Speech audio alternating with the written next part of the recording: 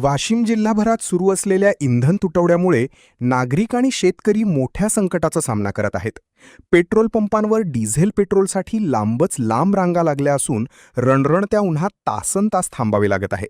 मात्र या कठीण परिस्थितीत वाशिम शहरातील महालक्ष्मी पेट्रोल पंपाने माणुसकीचे अनोखे उदाहरण समोर ठेवले आहे. गेल्या 3 दिवसांपासून महालक्ष्मी पेट्रोल पंपाच्या वतीने रांगेत उभ्या असलेल्या नागरिकांना आणि शेतकऱ्यांना मोफत शुद्ध आरो पिण्याचे थंड पाणी दिले जात आहे. विशेष म्हणजे हा संपूर्ण उपक्रम पंप व्यवस्थापन स्वखर्चाने राबवत आहे.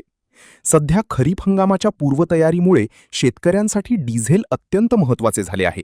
अशावेळी उन्हात होणारा त्रास लक्षात घेऊन पंप कर्मचाऱ्यांकडून थेट रांगेपर्यंत जाऊन पाण्याचे वाटप केले जात आहे.